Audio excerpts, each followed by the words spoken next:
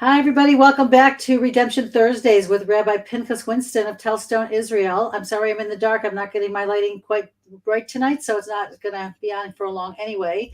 We just want you to know that we're happy to have you back. If you have any questions, I do have private chats that I'll have available. You can chat through the Israel websites or bring them home. What am I saying? Bring them home. YouTube Israel.Torah.com. That's where you can watch us live. You can also watch us live on Facebook Live on Josh Wander's page. And I'm representing the Miriam Project Geula Hour. That's also on Facebook Live right now. And just don't forget to go to Rabbi Winston's website, which he doesn't seem to have up today. Where is it? There you go. Why don't you have your website up, Rabbi? I didn't do anything. There it is. I'll put it up for you. Okay. Here we are. Hold on. I don't want to hold it up, but here we are. That's funny. 36.org. It should be right here. 36.org. It's underneath me. Okay. It's not underneath the rabbi, but 36.org is the website you want to go to read Rabbi Pinchas Winston's plethora of works and essays and webinars and books and everything that he has to offer about every possible topic of Jewish history and Jewish life and the Geula Shalema, which is, of course, what we're here to hear tonight. We are all here to hear tonight. Thank you, Rabbi. Please. Well, not everything about Jewish history, just some very important, pertinent points to do with the topic of Geula and life in general. But there's a lot to talk about. Coming off Hanukkah, and I hope it was a good Hanukkah for everybody. So it's appropriate, I guess, to talk about the light after the darkness.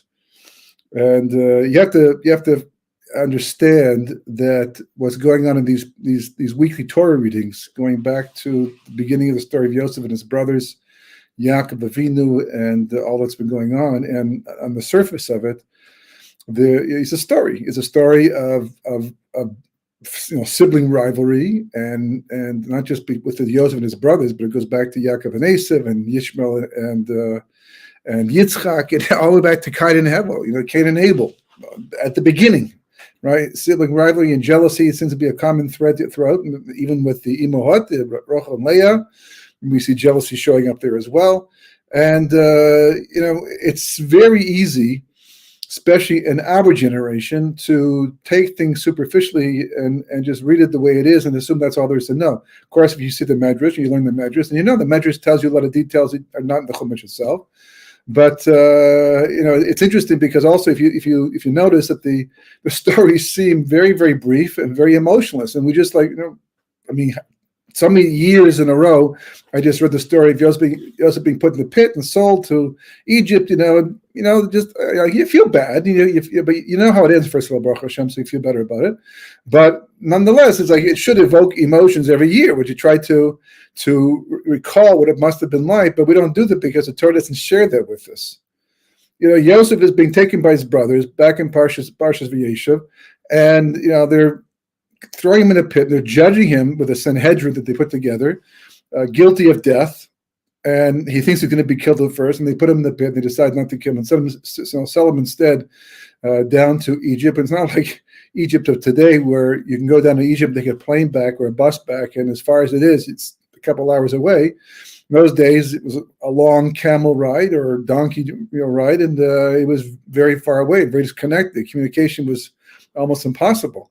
And it must have been a terrifying experience beyond imagination. But not just that. Yosef, as much as he would be concerned about himself, he was also probably more concerned about his father. How he knew his father was very close to him, and how it would affect his father, especially since he understood that his father looked at the building of the 12 tribes, not so much as just having a large family, but this was the beginning of Klal Yisrael, the Jewish people, the rectification of creation, and all the history is all about.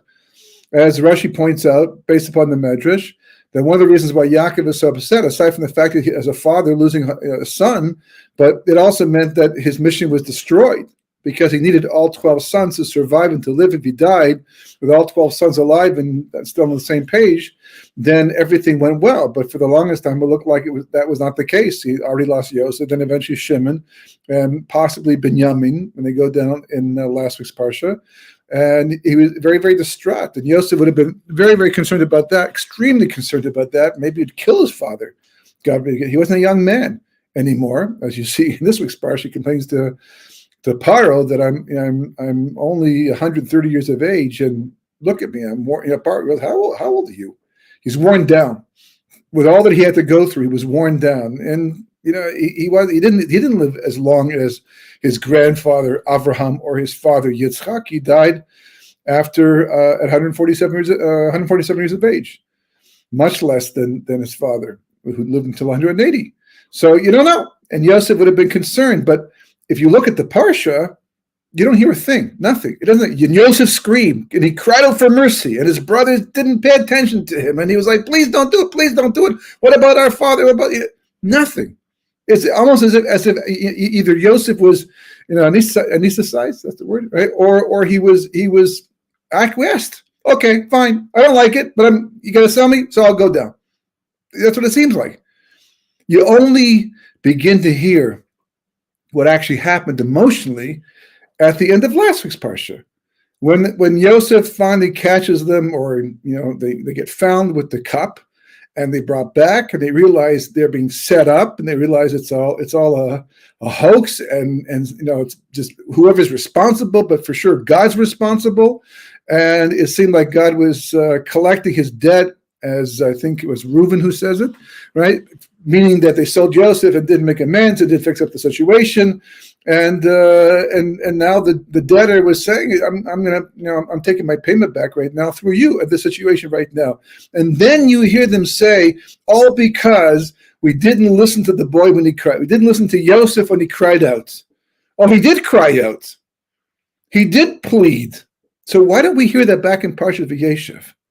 Because they didn't hear it. Even though he was doing it, they didn't hear it. They believed that he was guilty. They believed that he was chayav misa, meaning he had to suffer the capital punishment because he was doing things that they thought were dangerous for the future of the Jewish people. And this takes some background information, but they weren't so wrong in a lot of respects, but they were wrong overall, clearly. But it was all means to get him down to Egypt and set him up for the rise to power. And as he says in this week's parsha, to the brothers, clearly, you didn't send me down here. You did, but you didn't. God did it. God arranged the whole, it's clear now. He arranged the whole thing. And I came down. So the Torah doesn't really provide us with the emotions. And likewise in this week's parsha too. When Yosef finally, the great reveal, right? He pulls off the mask and says, Ani Yosef, is my father still alive? And of course the brothers are all shocked. And we're all going, why they're shocked, because they cannot believe that Yosef is viceroy of Egypt. They can't believe his dreams came true, despite what they tried to do to stop them. They can't believe that he was right about everything he was saying, and that they were wrong for 22 years of their life, and all that they were doing and all that they were thinking that they were accomplishing was for naught. They were just pawns in a game that they thought they were masters of. And that's shocking. That would shock anybody. It's like going through, person goes through college for 6 years, gets a degree, and they cancel the job. They cancel the whole profession. It no longer exists anymore. You can't be hired. And it's like, what? It's like, it's beyond shock. You're speechless. I'm probably not speechless. And even if you are speechless at first, it's just at the beginning. But after a while of being speechless and things start to catch up to you, and you start to put the pieces together, and you start to backtrack and think, right? Eventually, all that turns into anger and resentment. And at some point in time, it wouldn't be surprising to hear that the brothers said, okay, we get the message, but how could you do a thing like this? Do you understand what you caused us? First of all, for not communicating for 22 years with Abba and the family, making it look like you were dead or gone and disappeared, and even, we're responsible. We came to apologize. We came to redeem you. We came to find you. We came to make amends. We were wrong. We were wrong. We were wrong. We admit it. Nevertheless, when did two wrongs ever make a right? To do all this, and not just to us, by the way, but we went back to our father, your father, and we told him the story, and it caused him such consternation, agmas nefesh, and difficult, and then you insist upon bringing back Binyamin, knowing what that must have caused your father to feel the time. Like, what were you thinking? Even though, Baruch Hashem, it's all happily ever after right now. What were you thinking? Torah doesn't present that. It doesn't tell us that. And as a result, no one thinks about it. We just like, okay, the brothers and sisters said, wow, now we see what's going on. It all makes sense now. And boy, are you ever right and we ever wrong? Okay, let's move on to the next scene. That's the way it seems. Maybe that's what it was. But the Torah doesn't present it because basically it leaves it to us. Just the same way, for example, on Shabbos morning, and during the week, Shabbos afternoon, Monday, Thursdays, and holidays, and we read from the Sefer Torah in public. And the Sefer Torah is a very curious thing. Why? Because we are so medactic, so exact about how you have to pronounce the word, that people will yell out in the middle of a Kriyas Torah to correct the Baal Korah if he makes a mistake. It makes a difference. Even, not every mistake is a mistake that you have to stop them, but most mistakes. Certainly if a word is skipped or mispronounced and has the wrong meaning, we stop them. We're very careful about how we read Torah, the word of God. Aside from respect, it also teaches us about life. You need to know the truth. And yet, a Sefer Torah has no vowels. It's got notes, but they're not written there. You have to memorize them. So we're totally dependent upon the Baal Korah, and I'm always in awe of Baal Korahs who can go up there and lane parsha after parsha after parsha. And they say it gets easy as you go on, but it's still a tremendous talent and responsibility to go up there and read from a Sefer Torah clearly all the words, get them right, get the flow, get the notes, everything correctly. But the question really remains, why take the chance?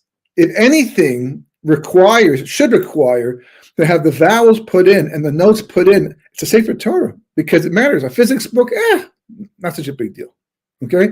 Or a mathematics book, or even Gemara, to some degree, you can get by if you mispronounce the words, okay, you need to be accurate. There's no question about that. You can make a mistake in halacha too, but not like a Sefer Torah. So why would we have a mitzvah to write a Sefer Torah like that and read from it in public, and to be fulfilled the mitzvah has to be like this, if it's such a precarious thing to do? And the answer is because God says to us, I want you to contribute to the shleimus of Torah, of the Kriya. I want you to participate in that. I could give the whole thing to you, and all you have to do is read it. Now would also be a level of participation, but you have to put your soul into it too. And one of the ways you do that is by having to memorize it and having to think about it and have havana and kavana as you read it. Because God wants partners. He didn't make a huge, massive human zoo to watch us how we're going to act and the things we're going to accomplish. He didn't just simply put it all together and go away. He made the world to give us the opportunity to be partners with him in the completion of creation. And one of the ways we do that is by reading from a Sefer Torah, by knowing the notes and reading it properly, despite the fact that it's only the letters themselves. Aside from the fact also the letters are conduits of, for light, etc. But so are the nekudos, so are the vowels too. That's all part. The vowels are a very integral part of the whole system of Kabbalah and the building of the world. But the same thing is true of Torah in general, that you have to supply that. You have to think into the parshiyot. Just because the Torah doesn't tell you what's going on emotionally doesn't mean you should look at the medrash and see what's really going on and what's really being said and what's behind the scenes. You have to do that. And you have to do it for two reasons. One, because that's the way you're mashlim Torah. You add to the completion of Torah. And also because that's the way you get Torah and more of it.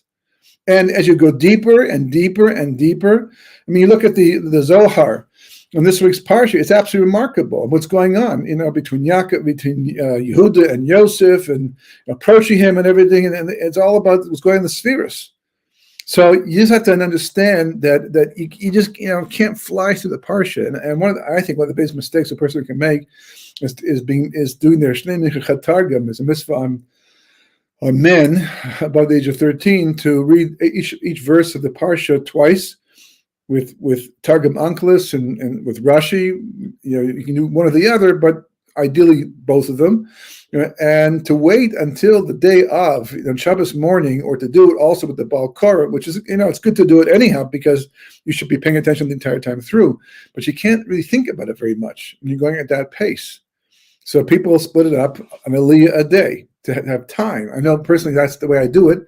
The Gra also did it that way, and the beauty of that I find is I have time to think about what's going on and to feel it more and get more insight into what's going on in the Parsha, and which can ask questions, that I otherwise wouldn't pay attention to or think about. And that's a very important part of what's going on in this week's Parsha, because these Parshiyot, probably more than any other Parsha in the entire Sefer Torah, have to do with redemption and how redemption happens and how we can participate in the process of redemption. And one particular point that I would like to focus on, because it's in the Sefer that I have here, that and it has to do with the Parshiyot. We're coming up for Hanukkah. That and Yehudis's studio was dark and mine is light and bright, so we're going from the dark to the light, right? That this idea of what we call the Yelas Shachar. The Gemara, the Yerushalmi, speaks about that, and Chazal pointed out, but it's interesting. We have a different times of the day of different, for different halachas. When can you start saying the morning prayers? When is it officially the end of night? When is it officially the beginning of day? Is there an overlap? We know there's been a shmashos, between the end of the day and the beginning of the next day. There are halachas that govern that period of time during the week, and also Erev Shabbos in terms of what you can do, can't do, and likewise between night and the morning, there's halachas. And one of the things we have is called Amud Shachar. Literally, we translate it as the morning pillar, the morning light. It's the moment in the day or the night that goes over to the next day. Basically, it's the beginning of that. We don't really consider it to be the next day officially until a little bit later on. There's halachic hours. A halachic hour is measured not by an hours of a clock, but it's measured by you take the time between, according to the Vilna Gaon, between sunrise and sundown, and divide that by 12, and whatever it works out. So obviously in the winter, the hours are smaller. They're less than 60 minutes. In the summertime, the hours are longer than 60 minutes, halachic hours. And that determines when you can say different prayers at different times of the day. But it's called Amud Shachar, right? The morning pillar, because morning is but to begin. But the word Shachar means black. Shachor is black. So really it's Amud Shachar is the pillar of black, right? And Shacharis, which is morning, right? Not Shacharis is morning, right? Daven Shacharis is the morning prayer. So you think about Shacharis as being a time of light, but the word Shachor is the root of that, which is darkness. Because we know that the darkest time is right before it starts to get bright. The night gets darker, darker, darker. It's very simple. Why? Because the earth is rotating, and it's going up further and further away from the sun. One side gets pulled away, and just before it comes around again, where it can start, having the sparks of light. So it's going to be the furthest, the farthest away from the sun in terms of like the other side of the earth, and therefore it's absence of sunlight, and therefore it's darkest. But then it comes around, and as it starts to come around, and the light starts, to appear on this side, you get what's called, the tzotze, sparks of light. And eventually it becomes sunrise. I daven nates every day, Baruch Hashem, for the most part, which means it's sunrise, and you step into Shemona Esrei at sunrise, which means you start davening earlier. So when I go to shul in the morning, it's still dark.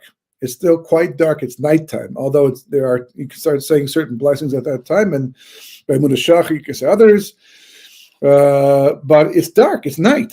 And I remember at the Kotel was particularly enjoyable when I used to go before Corona. I used to go once a week to the Kotel for nights as well, and you would close your eyes at the beginning because the sun would come over the Kotel, so it was behind that Har Zaytim over there, and it would be pretty dark still because the sun's being blocked. You could still you could see the lights coming up, but still quite dark. You close your eyes at the beginning of Shemona Esrei, and then you open them at the end of Shemona Esrei, if you can do that, and all of a sudden it's day. Like it would be dark when you started, and then 20 minutes later, 15 minutes later, it's bright and it's day already. And sometimes you can watch the reflection. But the point is, this is the way the day works. The day works where it's darkest right before it starts to get light again, because that's the curvature of the earth and the system that we're living within. But this, Chazal say, is the whole concept, the whole symbol of redemption. And we see that in this week's Parsha. It happens to Yosef, and it happens to Yaakov, and it happens to the brothers, right?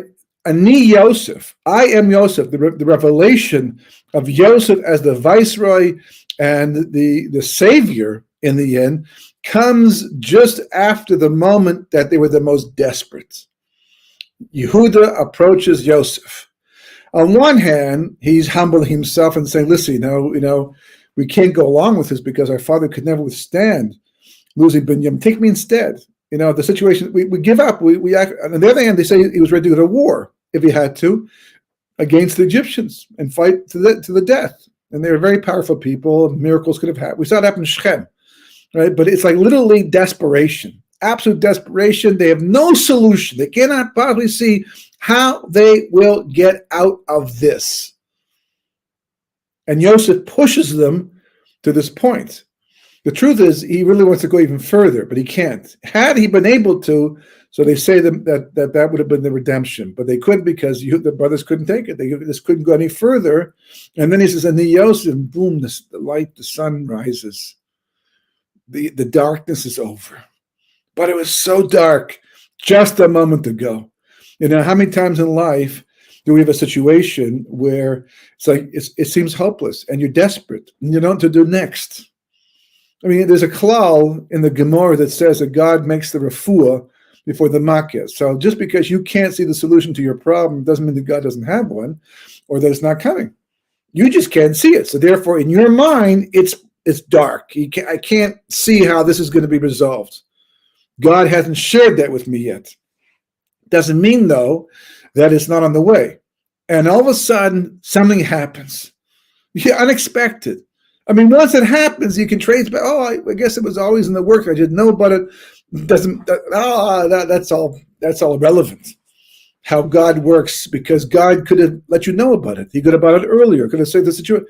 Everything that happened to keep it away from you until the precise moment that you became aware of it was hashgacha pratis. And all of a sudden, boom! It's like the situation that was so like impossible and desperate, right? Light. And that feeling, wow! It's like you don't even have to think about it. It's like being wrapped up in the warmest of blankets and filled with love and all kinds of. It's like you're overwhelmed with the goodness of the moment. And this also happened, of course, to Yosef. Yosef was put in jail, and it goes from one jail. If he's in prison, he goes to another jail. Meaning that he had to work for Potiphar, and the wife accuses him, and ends up in jail. Paro's jail, and he speaks to the wine steward and says to him, remember me. Mention me to Paro.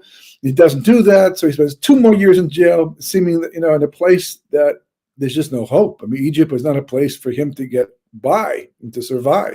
It was amazing that he had survived as well as he had until that moment in time. But now the situation was completely desperate. And what happens? Like literally, he's sitting there. He has no news, no idea what's going on, no idea whether he's ever going to get out, what his family is doing. I mean, the situation is literally hopeless. And then boom, they show up one day and say, quick, get dressed, shower. We're going to shave you and prepare you. You're going to the king. You're going to talk to the king. It's like one moment I'm a prisoner. I'm a nobody. I'm literally hopeless with no connections. And the next thing, I'm being taken out to talk to the president of the country. And who knows where that's going to go. And then you talk and you become viceroy. It's like nafachu, just like Purim. It's like literally the hafachu. Everything just gets turned around completely. Not just like change the direction. You're going this way, and all of a sudden you have like a 25-degree change. That's also significant. That's also exciting, but it's not so dramatic as 180-degree. And a lot of it has to do with psychology. 100%. When the fear, a lot of it's in our own minds, based upon our assumptions, what we believe. But God does that. He sets it up that way to make us think what we think, to make us believe what we believe, so He can save us in the end. So this template, this prototype, so to speak, of geula is a thread and a theme that runs all the way through creation, all the way through history. Why? Why does it have to be that way? Why does it have to be that the darkness has to come before the light? Why can't just go straight for it and God just make it happen without any distraction or disturbing time? Why do we have to always suffer this darkness first before the dawn? Why must it be the Ayos Shachar? Why does it have to be like that? So the answer is I'm not sure. Sorry. At the end of this year. I just wanted to ask a question. But there are some ideas that are important to know. The truth is that even if we don't really understand the method, we do understand the means. In other words, we see the effect that it has on us. There are certain rules that we have been told that we live by that run the world clearly. Now, what God really thinks and what he really has planned, the Leshem explains, right? Moshe Rabbeinu is on Mount Sinai. He says to God, so show me your face, show me your glory. I want to understand. And the rabbis explained that the question he was really asking was, why did bad things happen to good people? And why did good things happen to good people? And why did good things happen to bad people? And why did bad things happen to bad people? But it's interesting because the only question we usually ever have is, why did bad things happen to good people?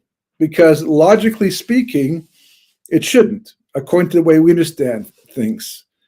The fact that good things happen to bad people also bothers us, but that's more to do with the fact that he doesn't deserve it. So why should he get it? Okay, whatever. But the tzaddik, he should be protected. So lots of answers. That question doesn't even really exist. I mean, the Gemara talks about it, but the reality is that hashkachically, there's so many different ways to explain it. But Kabbalistically, you have to understand and appreciate that when God says to Moshe Rabbeinu, he says, I can't answer your question. No man can see my face and live. No man can see my face because no man can see my face and live. That's what it says. What does it mean? It means that basically God says that the reason for everything, for the way things are, you'll understand one day. I'll show to you maybe in Mashiach, Techiyas HaMeisim, certainly in the Olam Haba, as you go higher and higher and higher and become more spiritual once again. Had we remained in the Garden of Eden and not been kicked out because of the sin of the tree of knowledge of good and evil, then maybe we'd already know it, but we didn't. We got kicked out instead. And we've muddled our way through history and stumbled through all what has occurred. And we have a lot of questions, but the answers to most of those questions, for the most part, are on a level that are beyond our grasp. So you can try to apply logic to history, the Leshem explains, and where you can, do. And it's helpful. But you have to understand that there are things going on in history that are beyond our grasp, beyond our understanding, and we see what that leaves us with. What are we left with? If I can't explain things, in fact, if you had to pinpoint one of the main things that the Greeks did to us, that how they impacted us, to this very day, and maybe even more so today than ever before, is they've been so pragmatic, so used to explaining everything and making it all work out, that we don't even need faith in God anymore. We don't even need to trust God so much anymore for the process. Because we explain it. Even financially, once upon a time, 100 years ago, 200 years ago, if you didn't have money, you didn't have money. You didn't have something to barter, you didn't have something to barter. That's just the way it was. And a person went poor, maybe even starved to death. Today, a person can be without money, but they have credit cards. If they have credit cards, and they can have 5 credit cards, and they can use all of them and max them out and run from Gemach to Gemach to try and pay them off, or go to the bank and get a loan and push it off to later on. So we have other solutions. People only really turn to God today when everything else fails, even though we should be doing it way earlier the entire time. But that's the nature of the world. That's the impact the Greeks had on us. But the main thing that we can contribute, as the Gemara says, everything is in the hands of heaven except the fear of God. I mean, in other words, everything that happens in history is also mentioned in the Medrash. It's all been laid out. Going back to the beginning, nothing is happening. Nothing has happened. Nothing will ever happen that will be random. That will not have been planned since Ma'aseh Bereshis, even the Holocaust. all of it. Oh, well, that raises a lot of questions, and it does. It doesn't necessarily raise the answers, but it raises a lot of questions. And then you can write them down because you can ask them to God later on. When the opportunity comes around. But the essence of what the darkness means to us, that is the time to increase your emunah and your bitachon. Yosef is in jail. It's dark. He understands it's ashkacha pratis, but he tells the wine steward and says to him, he says, I don't belong here. I was stolen, and he makes it seem like God wasn't involved, as if God would have stopped it. They didn't, for whatever reason. So it's unjust. And the wine steward, this is a guy who's trust and faith in God. God runs the world. He's a tzaddik. He's supposed to believe in God. It's all, you don't have to get the whole backstory. Just say, it might be hishtadalus, if you don't mind, mention me to Paro if you can. I helped you out here. Help me out too. But to go through the whole story, so he spends 2 more years in jail to realize that God's the one who's doing all of this. This darkness, God did it. He's making it happen. But the most important part of it is that the fact that there is such darkness means that light is just around the corner. So I read something, for a second, the Sefer. It's a whole section here, right? But this particular point comes out here as well. And he says the following thing. Let's find exactly. He says like all over the place here, but he says the Amar. So he's bringing down. He said okay. Beges Rasha Yidlak Ani, right? With the geus, with the pride and of the evil person, that will light the poor person. It's a pasuk from Tehillim. Okay, what does it mean? Discussion. Who sod gadol? This is a major principle. A major principle. He says, what is it? Ki bifnei zeh ha'or gadol shemizgal b'rishona. In the beginning of every redemption, there'll be a little bit of light. God will, we spoke about this weeks ago, Pekida, Zechira, two different phases of the geula, Mashiach ben Yosef, Mashiach ben David, right? But you have to understand, in the geula process, for example, people would like to have believed that in 1948, when the Jewish people got back to state, however they got back to state, that was going to be the final redemption. But it didn't happen. It was a redemption, an aspect of redemption. We got back to land. Even if it was secular people, it's highly significant in Jewish history, given the divine providence. But it didn't pan out to be the final redemption. We have a secular government. It's not run by Torah. We have war going on between two groups of Jewish people, secular religions, but there was a light. And then it goes dark. And you see the world today, from a Torah perspective, people support this cause, this, but the bottom of the Torah is the Torah. The Torah is the blueprint for creation. Everybody else can ignore it and think that they have a better idea about how to do it. But the reality is the Torah dictates how creation should look, just like any blueprint dictates how a building is going to be finished in the end, because you follow the plans. So the story of how it's supposed to unfold is all based upon how the Torah tells the story and what's built in the Torah itself. So the fact that it gets dark means, by definition, not that God has given up and God has walked away and the situation has become completely hopeless and has no resolution. On the contrary, he goes on to say that because there's an increasement of light, because the light of redemption is allowed to shine, to spark a little bit, it's going to bring a response of darkness as well. Because there's two sides. For the sake of free will, there's good and evil. And they're at war with each other, either through people, conceptually, but they're at odds with each other. So the fact that the light came out is like, a cat with its back against the wall, because it knows that wherever the light's going to be, the darkness can't be. So therefore it fights back, and fights back with a vengeance, he says.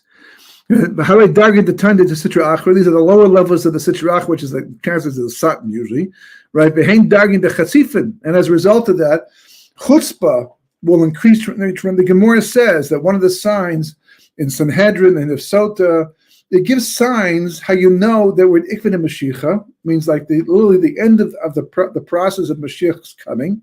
He's inevitable. He's just around the corner. He's gonna can't see him yet. Fine, but How do you know?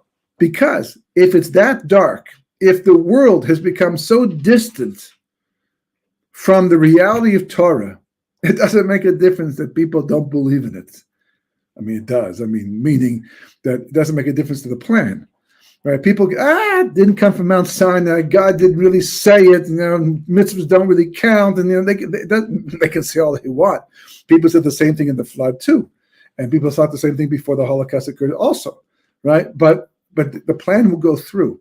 And he says here that the very fact that there is such darkness, the very fact that things are so backwards, the very fact that there is such chutzpah. I mean, this is the language of the Gemara. The Gemara says if you see chutzpah become rampant, that people don't respect one another properly, and sons don't respect their fathers, and mothers don't respect the children don't respect their parents, and Talmid Chachamim are despised, and Torah, truth is despised, and people lie freely, and all these. He said, anticipate Mashiach's arrival. It does not say head for the hills. It does not say find purchase a deserted island somewhere and move there and start your own community. It doesn't say that. It says anticipate the imminent arrival of Mashiach, because these are the signs. The fact that it is the darkest at this time. Because of that, lights are in the corner. And this is the theme of these parshiyot. This is what Yosef was trying to tell his brothers. And and the truth is, even if we don't understand, we don't see how all this is true. Now, there's even not us, but even like the brothers. Yosef's giving all these hints to the brothers. He calls them spies, right? Just by the way, as a side thing, to show a side point that I think is very interesting to point out, is that in last week's parsha, in the Parshas Miketz, it says that after they capture, or they bring them back, cup in Binyamin's sack, and they bring them back before Yosef, and Yosef says to them, how could you take this cup when I use it to divine? I can know things even that are not in general. I can do it through divination. A person like me, in my position, he's really just playing with them, but he's saying that a person like me can do this, so why would you even take a chance? Why would you take the risk? So if you look in the verse, it says, it's right in the maftir of Parshas Miketz. Look for the word kamoni. It's the last word in the pasuk, which means like me. And the nachesh means the divine. It's in the same pasuk. It comes from the word nachash, which means snake, for a specific reason, right? And if you look at the word kamoni, so in the word kamoni, you spell chof mem nun yud. It starts from the mem, right, of that word, and you count back 2 letters. You get to a shin. If you count back 2 more letters, you get to a yud. If you count back 2 more letters after that, you get to a ches, which of course spells Mashiach in reverse. Now, that itself is significant. Even if you don't believe in this type of a thing, you don't hold of, you think it's random, but it's still interesting. And it's interesting for 2 reasons. One, not just because it's there, and the odds of it being there are pretty slim, but it's there in a pasuk that also mentions the word nachash. That's also significant, because the gematria of nachash and Mashiach are the same.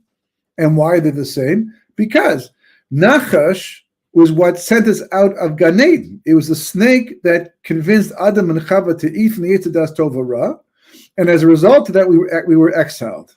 But it's Mashiach who's going to reverse that. So it's reversed in the pasuk, right? It's reversed. He's going to reverse that and allow us to overcome what the Nachash began and fix it and go back once again to paradise and Yemos Mashiach. So the fact that they're both in the same verse is highly significant, and the odds of that, given the background to both words and what they mean in terms of each other, makes it even more amazing that it's there. But what's it doing there? Is Joseph trying to communicate to his brother something by this embedded code, so to speak? Were they supposed to figure that out? They didn't even know it was Yosef yet. How would they even figure out? Wait, he must be saying something in code to us. Let's sit down and write this pasuk out over here, what he just said, and you count back all this. It can happen. No, but we can do that years later, because the Torah is saying to us, the brothers figured it out. They worked it out. Eventually, they spoke it out. When Yosef finally revealed himself, they had plenty of time to talk about it with Yaakov. and amongst themselves what they were doing and what he was thinking and what's the process to bring redemption and why he said this and why he said that. So then it was all revealed. To figure out in advance, not likely. But us, that's our job. We can figure out because the Torah is speaking to us and specifically to our generation, because we are, as the Vilna Gaon said 200 years ago, so much more so today, Dor Basra'ah. We are the final generation. We're so close to the end, according to the Zohar, according to the Leshem, according to ideas, according to Kama things, which you can all. I've written about this in several books already. So it's going through the whole thing all over again right now. But because of that, here we are. We need to know, and that we're living amongst tremendous darkness. And people talk about this day after day. It's crazy. It's crazy today. It's crazy. This is crazy. This is crazy. How can they think like? How can they do this? And people who are saying, people are still living with the old way of thinking. The older people are watching the world change and scratching their heads and going, "This doesn't make any sense." And what people are saying, what they're feeling, what they're doing, and how they're reacting, is like pre-World War II, with the pre-Holocaust.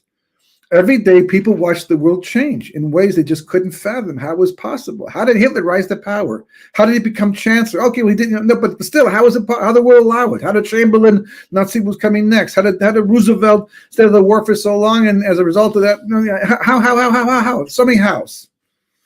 Until eventually the whole thing explodes and becomes World War II and all that takes place.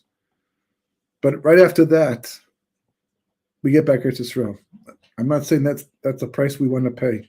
I think if God asked any Jew and said, you can have back the land after thousands of years, but it's going to cost you 6 million souls, nobody would think twice about saying, no, thank you. We'll make do without it. It was our choice. It wasn't really our choice in the end. That's just the way it happened. But clearly, that's what happened. The Holocaust ended.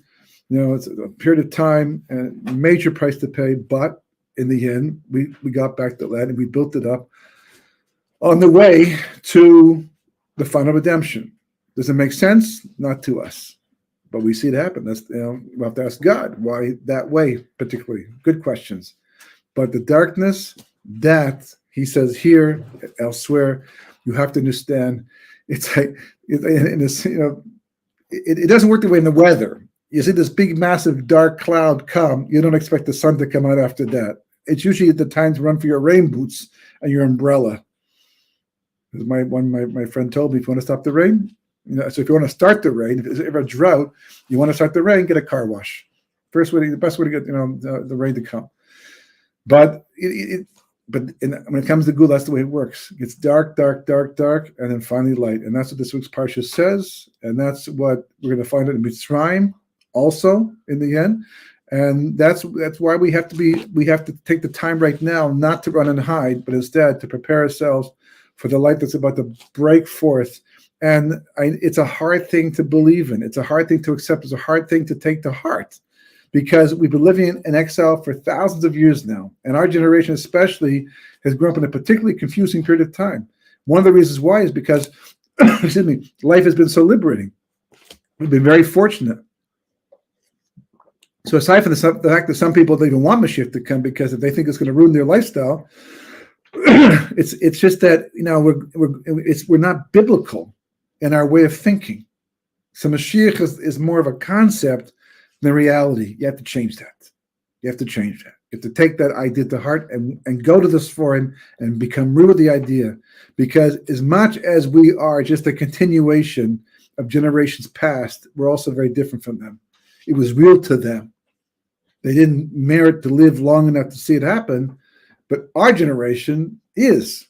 And therefore, we have to make a point of working on ourselves and preparing ourselves for that burst of light, because you don't want to be unprepared when it finally happens.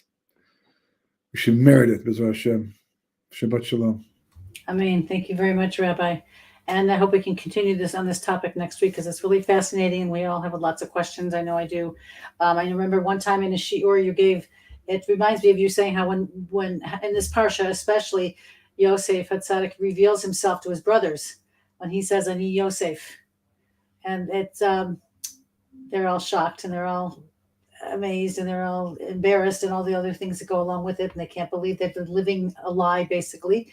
And I think you said in a shiur or two that it'll be a similar situation at the end of days. Yes, Mashiach says, Mashiach, can you speak to that a little bit just before you go? Yeah, well, basically, the Medrash says that all that happened to Yosef will happen to Tzion. Uh-huh. Now, Tzion, the gematria of Yosef and Tzion are the same. Kabbalistically, there's a very strong connection between Yosef and the whole concept of Tzion in the spheres. But basically, Tzion is the name that the Nevi'im used to use to refer to the Jewish people in redemption. Like in the perfected state. That's Zion. We're all looking forward to Zion, Tzion. Heart Tzion. That's the final stage of Jewish history as we enter the Mashiach Messianic era. So it doesn't say what all that will happen to the Jewish people. It will happen to Tzion. And what's Tzion? Tzion is something that we see historically does not always work straightforward. And the same way that Yosef was misunderstood, misperceived. And then he said, Ani Yosef, and everybody was shocked that he, in fact, was what he said he was. Likewise, well, the geula, Tzion, right? It's Israel today, the development, of the state, together with, Torah growth in the land itself. Yeah, there's lots of backlash, lots of things going on here we don't like, need to be fixed, and Mashiach will take care of that as time goes on. But in 1 second, Hashem can cause massive tshuva. In 1 second. People who are so anti, boom, 1 second they become, I always, think it reminds me of the story of Uri Zohar, right? For those who don't know who Uri Zohar was, he's now no longer with us. That's all. He was Moshe Tzaddik. I didn't know him before he was religious. I met him after he was religious, but the story they tell of him that he was like the Israeli Johnny Carson, right? He was Mr. Entertainment. He was funny. He was likable. He was on talk shows. He was in movies. And he had such a follow you can't believe. And he did not like religion at all. He didn't believe in it. I think he was an atheist. I think he's a proclaimed atheist. And as it happened, he tells the story himself in his book. As it happens, he was invited to a friend's son's bris, which he went as a friend, nothing religious. And there he got into discussion with somebody, and they got into an argument. And the argument led to another argument, which led to another argument, which led to another argument. Eventually Uri Zohar basically dropped off the map, and he became an Orthodox Jew. And when it finally came out, you look at the pictures of him later on; they look nothing like the ones when he was younger. You can still see them, in the social media. But like people were going to kill themselves. They looked at him as an anchor against religion. And when he turned around and became religious, it literally shattered people's images of a good life and all the things they thought that secularism stood for went down the drain with him in a sense. And then he spent the rest of his life in outreach, trying to reach as many Israelis as possible to bring them back. And his work is legendary, and his accomplishment, great speaker, entertainer. He still uses talents for the sake of Torah.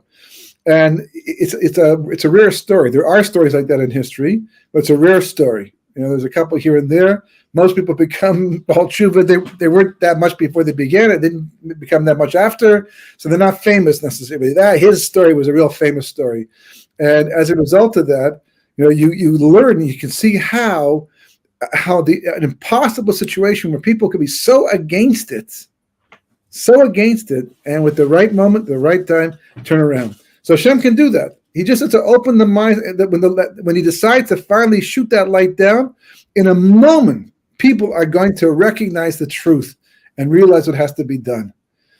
So Tzion is a perfect case in point. It would have been nice to have a state formed in 1948 that ran itself by Torah governments. That would have been wonderful. And then everyone said, oh, look, this proves the redemption is here. Let's all become Torah Jews and live, according to the way the Torah is supposed to say, and the world get fixed. Yeah, that'd be wonderful. But you have to merit that, the Vilna Gaon says. Because if you don't merit that, it has to come through a backdoor means, the Fula Sitra Achra. But the trouble is that Hashem has done such a good job of fooling the wrong side, there's fooled so many people on the right side too, who have done exactly to Tzion what Yosef's brothers did to him. Classic verse. This is a verse that I believe is such a fundamental verse of Jewish history. It sums up in one verse. David HaMelech wrote it about himself.